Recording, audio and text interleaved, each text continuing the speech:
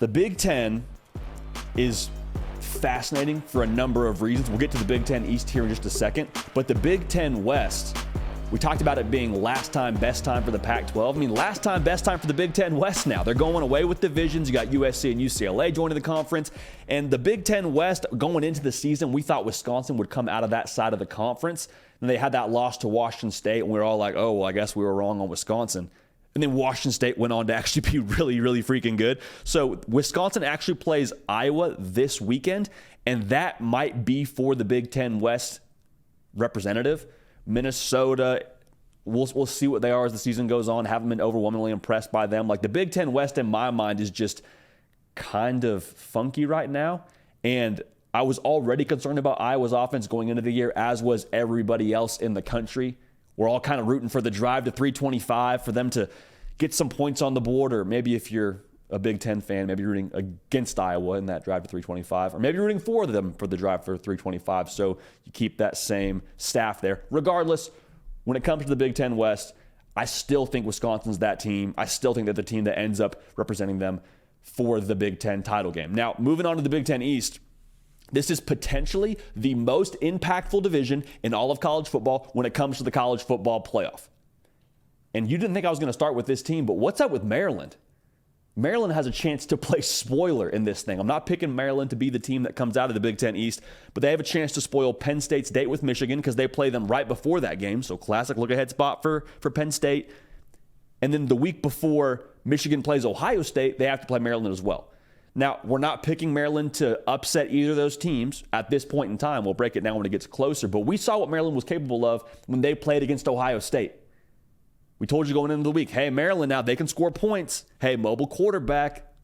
That's a difficult variable to throw into any college football game. So Maryland, I'm just saying, keep an eye on what they do because they will impact the way that this side of the division shakes out. Even with that being said, let's not fool ourselves here. It's the same cast of characters. It is the same teams before the season that we talked about that we're still talking about right now. Ohio State, Penn State, Michigan. I think it's a fairly safe assumption that the winner of the Big Ten will be one of those three teams and will come from the Big Ten East. Now, I think Ohio State is the third best team in the Big Ten. Reason why I feel that way, I still have concerns about the horsepower they have offensively, not because of the skill position players, because I haven't seen it yet from Kyle McCord. And this is not to dunk on what they've done to this point in the year, because they've shown explosive at times. I mean, they were explosive against Notre Dame, or not against Notre Dame, against Western Kentucky. They kind of struggled against Notre Dame, to be honest with you. And they didn't really rev the engine the way you would have liked to see them rev the engine to this point in the year. They played Penn State October 21st. I alluded to us going to a game here in the near future. Circle that one. Keep an eye on that one. You're going to want to make sure you're following me on the socials so you know if we're going to that one, because that's the one that we have circled.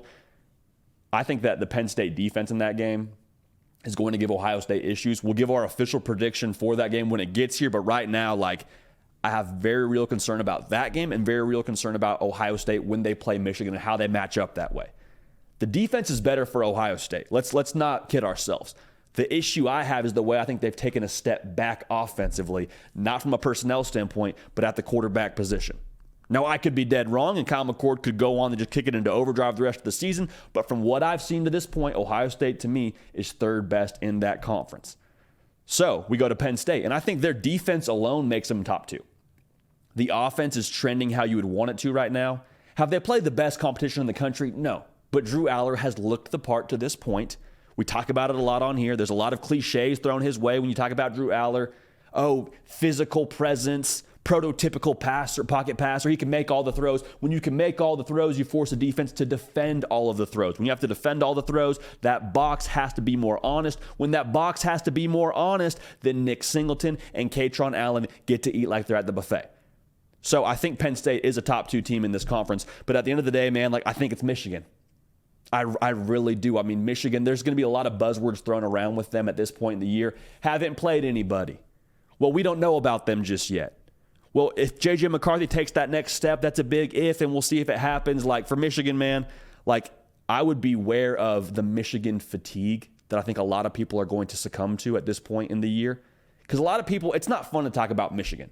because Michigan hasn't been controversial. Michigan hasn't played anybody super tough just yet. Michigan, from last year and the year before, they've won the title in that conference the last 2 years. So people want to kind of find a different angle, not just talk about Michigan. Like, Michigan is still Michigan.